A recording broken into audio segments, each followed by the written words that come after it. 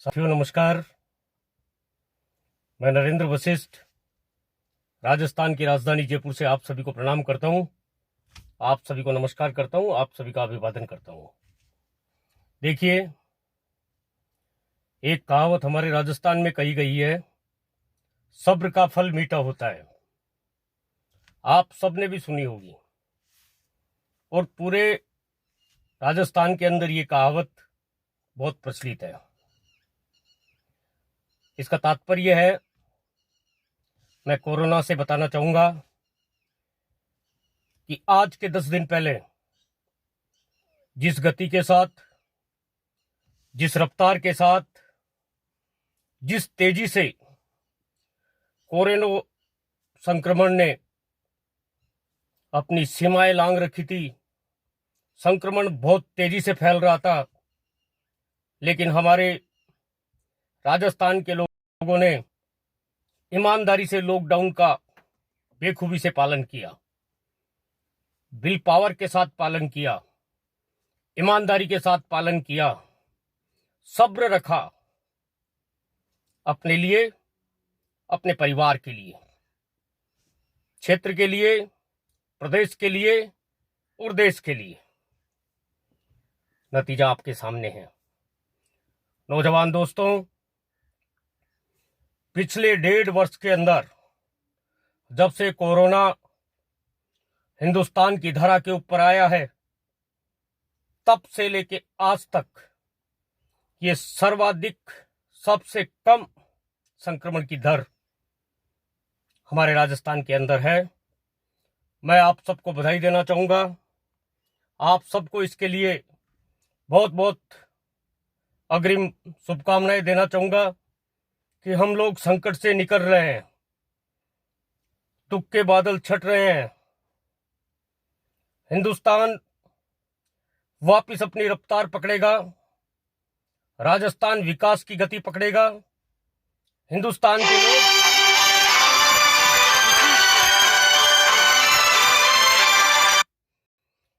उसी लय के साथ, उसी विल पावर के साथ दोबारा अपने आप को खड़ा कर सकेंगे। लेकिन दोस्तों,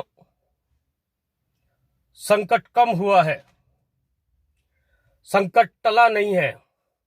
इसलिए मेरा आपसे निवेदन है, मेरी आपसे ये गुजारिश है कि आप कुछ दिन और, ज्यादा दिनों की बात नहीं है, कुछ दिन और संयम बरतें, कोरोना गाइडलाइन का ईमानदारी से पालन करें, सदैव मास्क का प्रयोग करें, सोशल डिस्टेंसिंग रखें, अनावश्यक भीड़ भाड़ वाली जगहों पे न जाए और अनावश्यक घर से बाहर ना निकलें। थोड़ा सा समय और, फिर राजस्थान में खुशियां होगी, हिंदुस्तान में खुशियां होगी। दुश्मन परास्त हो रहा है। दुश्मन की नाक के अंदर नकेल डालने का अगर सबसे पहले किसी ने काम किया है तो वो राजस्थान ने किया है, और उसके लिए आप बधाई के पात्र हैं। नौजवान दोस्तों, जब तक हिंदुस्तान की धरा से, राजस्थान की धरा से पूरी तरह से कोरोना खत्म नहीं हो जाता, तब तक हमें लापरवाही नहीं बरतनी है। क्योंकि हमारे राजस्थान में एक बात और कही गई है कि चोट खाया हुआ दुश्मन अति गंभीर होता है। इसलिए जितनी मजबूती के साथ, जितने विल पावर के साथ हम लोग अभी सहमित थे, घर से बाहर नहीं निकल रहे थे, मास्क का प्रयोग कर रहे थे, सोशल डिस्टेंसिंग का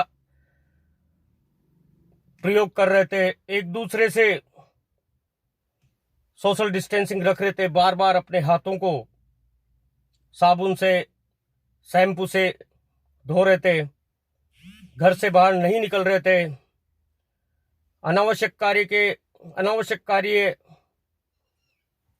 हम लोग घर के अंदर ही थे। सब कुछ हमने छोड़कर केवल कोविड गाइडलाइन का पालन किया, और उसका नतीजा है दोस्तों कि आज संक्रमण की दर इतिहास उठा के देख लीजिए, जब से कोरोना आया है तब से लेके और आज तक जो पिछली दर थी कल की, वो सबसे कम संक्रमित दर थी।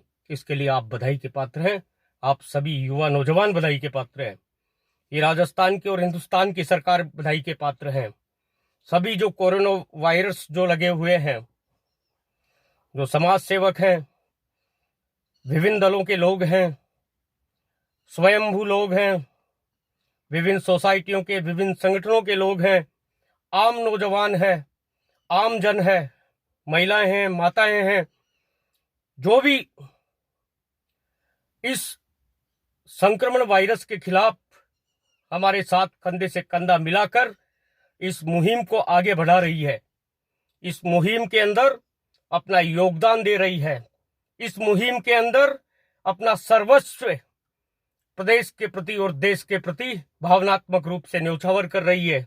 हम उन सभी को प्रणाम करते हैं और उन सभी के आशीर्वाद के स्वरूप, उन सभी की भावनाओं के स्वरूप आज राहत की सांस हमने ली है। नौजवान दोस्तों, आगे हम लोगों को बहुत ही सावधानी बरतनी होगी, क्योंकि मैंने अभी आपको कहा कि चोट खाया हुआ दुश्मन बहुत भयंकर होता है। कोरोना भी एक दुश्मन है हिंदुस्तान का, राजस्थान का दुश्मन है, पूरे हिंदुस्तान का दुश्मन है। वर्ल्ड में अधिकतर देशों का सर्वाधिक अगर कोई दुश्मन है तो वो ये कोरोना है, और इसको चोट मिली है तो हिंदुस्तान की, राजस्थान की धरा के ऊपर मिली है। इसलिए चोट खाया हुआ दुश्मन सर्वाधिक खतरनाक होता है। इसलिए हमारे को अपने विल पावर को और मजबूत रखते हुए, अपने आप को और संयमित रखते हुए और मजबूती के साथ कोरोना गाइडलाइन का सख्ती से पालना करना है और सख्ती से पालना करवाना है। हमारी जिम्मेदारी हमारे घर के प्रति, हमारे परिवार के प्रति, समाज के प्रति, प्रदेश के प्रति और देश के प्रति उतनी है जितनी एक माँ की एक बेटे के प्रति होती है, या एक बेटे की अपने माँ के प्रति जो जिम्मेदारी होती है, अपने पिता के प्रति जो जिम्मेदारी होती है, वही जिम्मेदारी हमारी आज हमारे देश के लिए है, हमारे प्रदेश के लिए है, हमारे क्षेत्र के लिए है। असावधानी हमें संकट में डाल सकती है, लापरवाही हमें संकट में डाल सकती है। इसलिए संकट की घड़ी टालने के लिए हमें लापरवाही बिल्कुल नहीं करनी है।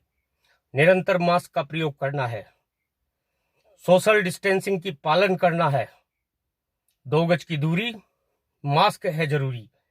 ये सबसे बड़ी वैक्सीन है दोस्तों। फिलहाल पूरे हिंदुस्तान के अंदर वैक्सीकरण हो रहा है।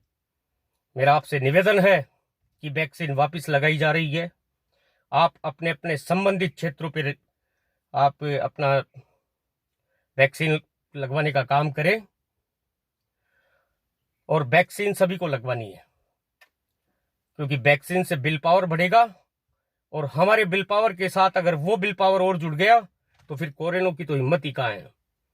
इसलिए नौजवान दोस्तों, सबसे पहले वैक्सीन लगाएं अपने परिवार के लिए, ताकि पूरा प्रदेश और देश एक खुशहाल देश का पुनर्निर्माण हो सके, और हम सब उसी उल्लास के साथ, उसी खुशी के साथ, उसी उमंग के साथ पुनः अपने हिंदुस्तान के अंदर, पुनः अपने राजस्थान के अंदर स्वाभिमान से अपनों के साथ खड़े हो सके। राम राम साहब, जय हिंद, धन्यवाद।